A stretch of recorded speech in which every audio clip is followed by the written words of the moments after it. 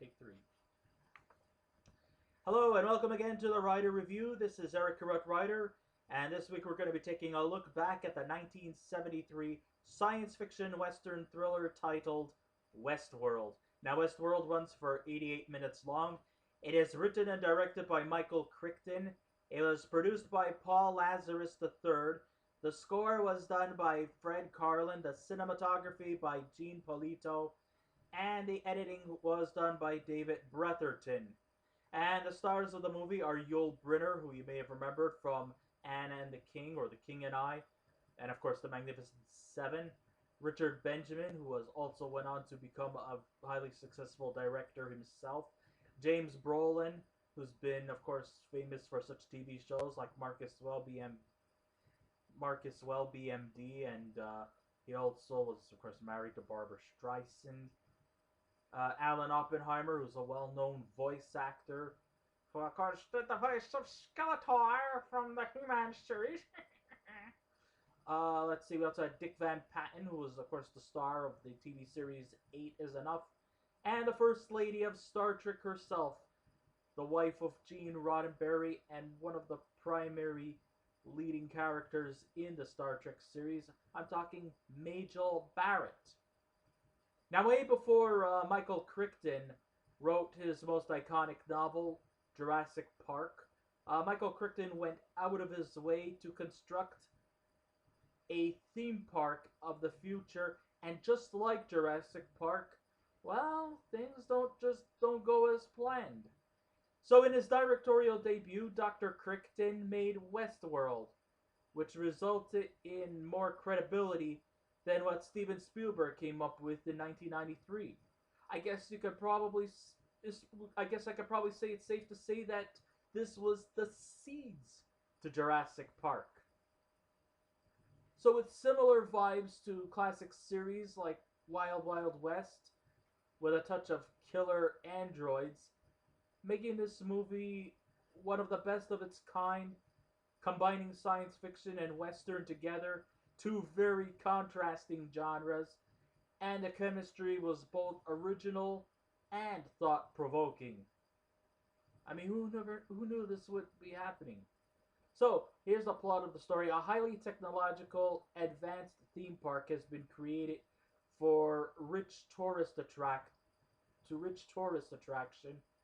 which is called Delcos, and there are three theme parks at Delcos. One is called Medieval World. Then there's another one called Roman World. And of course, the one that is the central setting to this movie, Westworld. This theme park was designed to marvel the desires and the dangers, and at times the lustful communications between humans and cyborgs. Richard Benjamin stars as the curious and inquisitive lawyer named Peter Martin, who, along with his more laid-back friend John Blaine, played by James Brolin, venture into Westworld. The setting resembles kind of like the old Ponderosa Ranch on Bonanza, complete with saloon fisticuffs, shooting parties, and cyber babes, which you can in which you could engage in intercourse with. I guess that's where cyber sex was invented. Good going, Crichton.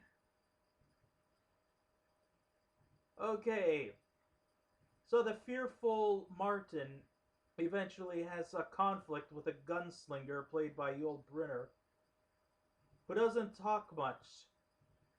Likely a cyborg played by legendary performer Yul Brynner, who is still sporting the same apparel he wore when he did The Magnificent Seven. And eventually he kills him, which gives Martin some fueled up swagger. But sort of almost like the Terminator, and you never know, maybe this movie was also the inspiration to the 1984 Arnold Schwarzenegger's Terminator. You see, the thing is that this gunslinger, you may kill him, but he just keeps coming back. and he's very, very resilient, and the guy just never gives up. I mean, he keeps constantly following um, Richard Benjamin's character, Peter Martin. And it leads to a long-going epic chase, which takes them to medieval world, where all the cyborgs have also gone berserk. Everything just sort of just explodes. I mean, not figuratively, but not literally speaking, but figuratively speaking. Everything just seems to go chaotic. The technicians in the labs seem to have suffered from heat exhaustion and died. The cyborgs just went berserk, killing tourists, and yet it was never intended to. But I will tend to elaborate further as I go along. In some little details fully explained, now at this cyber world where things just went berserk, like I said, nobody was supposed to die because there were real bullets utilized by the cyborgs. However, with heat sensors installed, the cyborgs are suspended from killing any of the humans.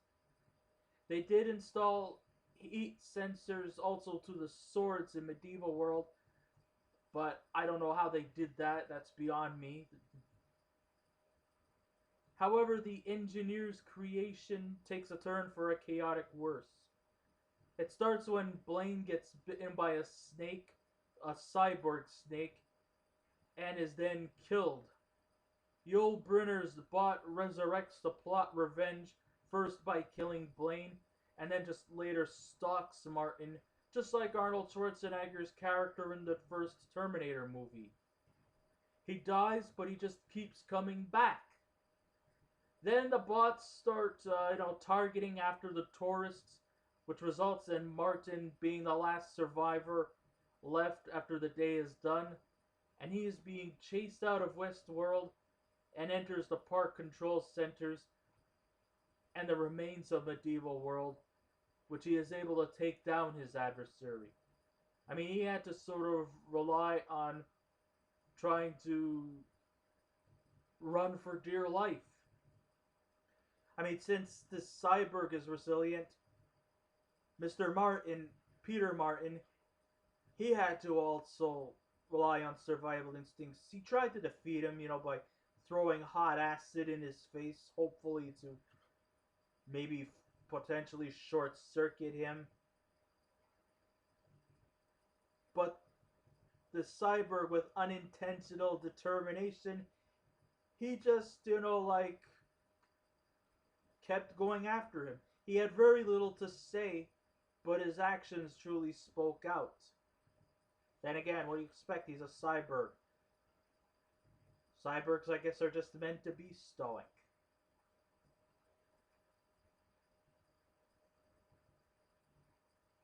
Fatigued and out of breath, the movie ends where Martin hears a PA voiceover saying, "Have we got a vacation for you?"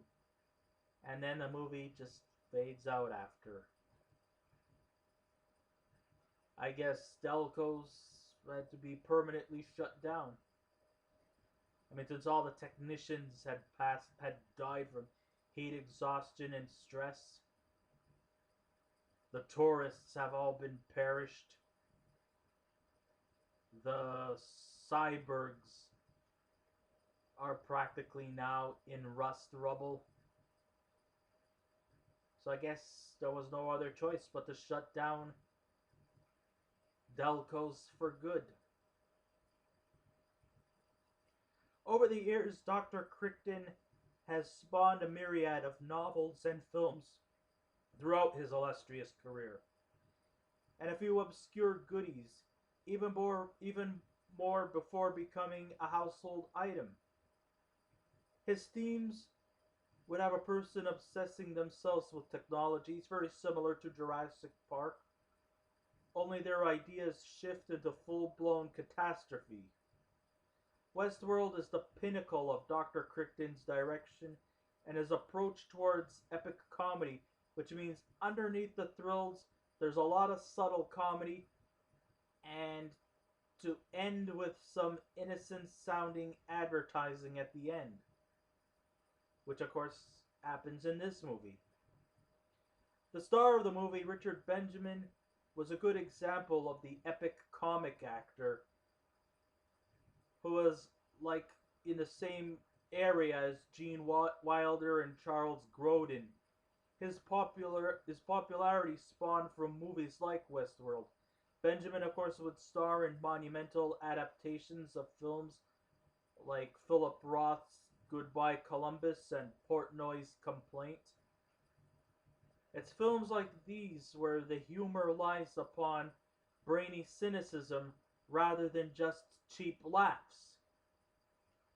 As soon as the decade came to a close in the 70s, the 80s, while Benjamin's status plummeted to B movies, which really lowered him quite substantially. I mean, you're thinking of bullshit movies like Quirk, Saturday the 14th, and Love at First Bite was just too trashy for an intellectual guy like him to be starring in. But good fortune came his way when he stepped behind the camera to direct the wonderfully awesome Peter O'Toole movie, My Favorite Year. Sure, his directing career has been hit or miss, but he has directed some great low-budgeted TV movies. The show, however, did not have a good follow-up with remakes or TV series and things like that.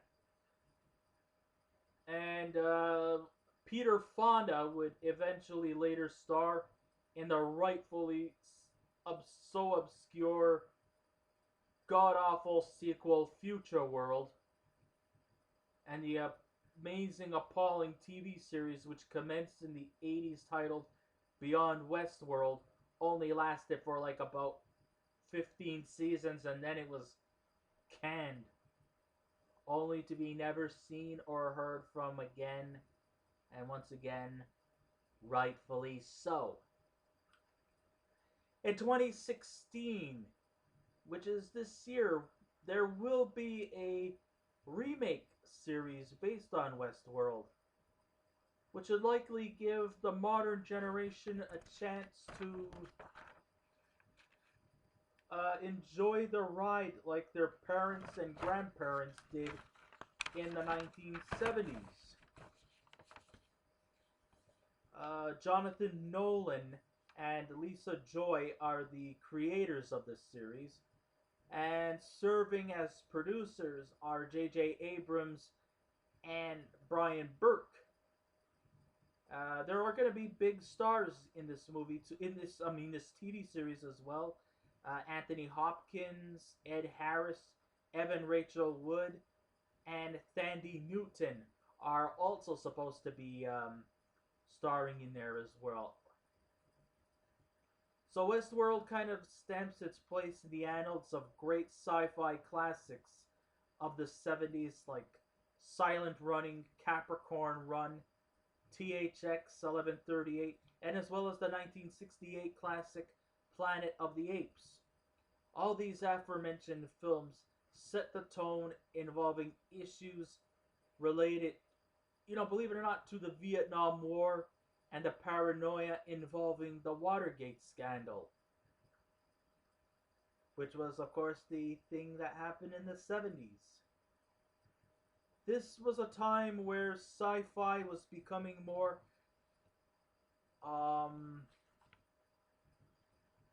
open to new appreciation and was kind of refraining from being campy. It kind of like opened up to a new appreciation, which of course would lead to the king of all sci-fi movies. I'm talking Star Wars. So this movie definitely was ahead of its time. Some notable trivia: this movie actually was the very first movie to ever have special effects done in computer animation. So this movie really is really, really authentic and deserves a look. at the very first computer-generated movie that ever came out. You may think that computer special effects is a relatively new thing. No, it's actually very archaic. I mean, this movie came out in 1973. That was before I was born. So this movie really does deserve a special look. So if I was to give this movie a scale out of 10, I give it a 9. Well, I guess this ends my writer review. Thank you all for listening in. If you want to subscribe to my channel, you may go ahead and do so. If you want to leave a comment, feel free. Remember, be kind, be courteous, don't be rude, and I will be back again with another review. So until next time, this is Eric Corrupt Writer saying, keep watching those movies, and I'll see you around. Goodbye.